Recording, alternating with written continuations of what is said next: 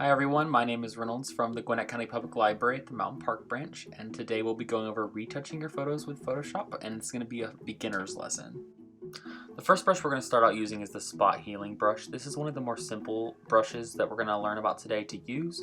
We'll start off with making a duplicate layer of our background. We don't want to mess up our background image, so I always suggest working in a duplicate layer. And we're just going to name it spot healing brush.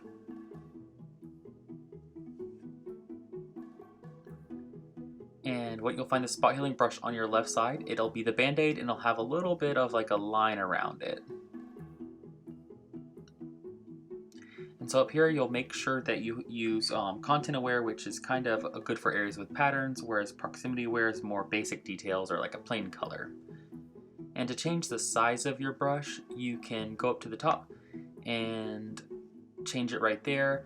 Now I prefer a different method. If you would like, you can go over to wherever you'd like and you want it to just be a little bit bigger than the area you're trying to fix, and you can use the bracket keys. The right bracket will make it bigger and the left bracket smaller.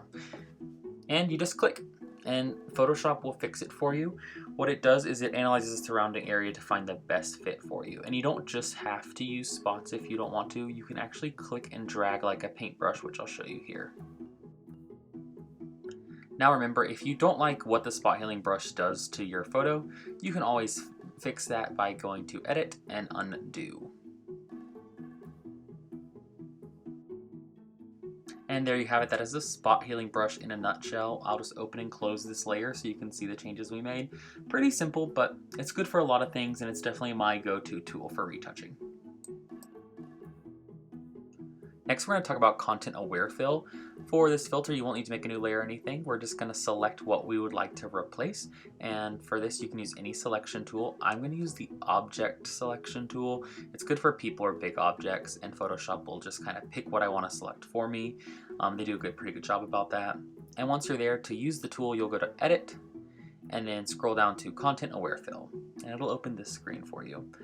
And here you can see on the right what it's trying to replace it to, and we'll zoom in so you can see a little better, but that's not really what we want. You can still the outline of our person. So if you select this lasso tool on the left, you'll be able to go to expand, and I'm going to go by the default 10.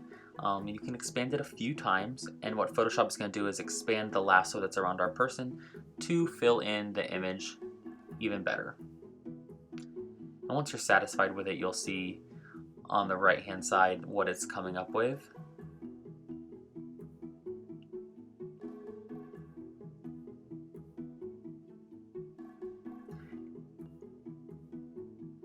And in this, Photoshop automatically selected what it wanted to replace with, but you can always do a rectangle if you only want a certain type or part of the image, or custom if you want to completely select what you want to be replaced with yourself.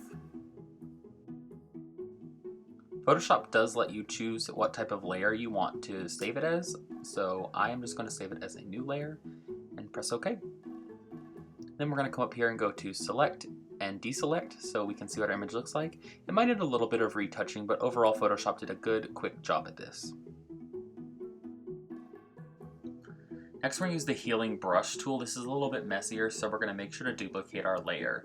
Now for the healing brush tool, what it essentially does is it's going to take the image from one spot of the picture and paint it onto another spot. And you'll find this brush over here, and it'll just be the band-aid icon. And again, you can use your brackets to make it bigger or smaller depending on what surface you're working with. Now, when you select your image, you're going to use Alt for a Windows keyboard, and you're going to use Option for a Mac.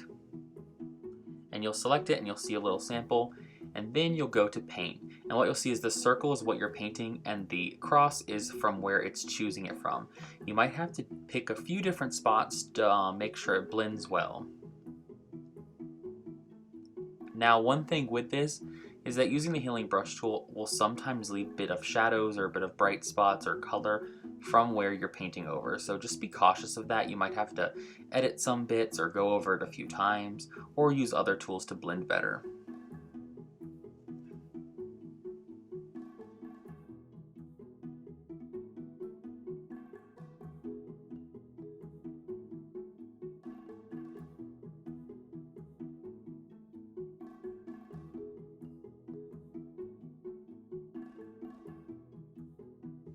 And there we go. As you can see, this might not be the most perfect blend, but it does do the job, and for teaching purposes it works. Things to consider might be like shading and other textures that might be involved that might make it look less realistic. We now have the clone stamp tool, and you'll find this on the left and it'll just look just like a stamp. For this we are going to make another layer, but this we're going to leave blank. And what you're going to want to do is when you click the clone stamp tool, you're going to come up to the top and make sure it says current and below. Usually it defaults on just current layer. And again, you're going to use Alt and Option to select just like you did with the healing brush before.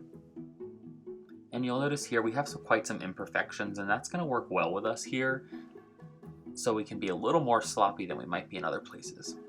And so I'm going to make it a little bigger again with my bracket tools. Now what you're going to notice with the clone stamp tool as opposed to the healing brush is it's taking an exact copy of what we cloned. It's cloning it and it's stamping it, as opposed to painting with it. So I'm just going to take it from a few times so I can blend it together here. And again, with the clone stamp tool and this picture in specific, there's some imperfections in these lines, and I can really work with those when editing this guy out of the photo. But you do have to watch for that. Your eye is going to notice certain imperfections when they are repetitive like that, so that's something we're going to have to go back and fix when we're finished. So we'll use some of the other tools we learned, the spot healing brush, just to take those out of there. Now I'm just going to zoom back out to see how our work looks. And while this photo has some imperfections, it's still kind of obvious what I have done, so I'm just going to blur it out a little bit to make it look more natural. And there we have it. Next we'll be using the patch tool, and again for this tool we're going to make a duplicate layer so we don't mess anything up on our original image. I'm just going to call this one patch. And you'll find the patch tool where you find the healing brush tools, and it's just going to look like a clothing patch. And with this tool you'll have a little lasso you'll select with. Don't worry about having the lines be too exact. Photoshop will make assumptions about what you want to move when we're doing this. Just a rough outline.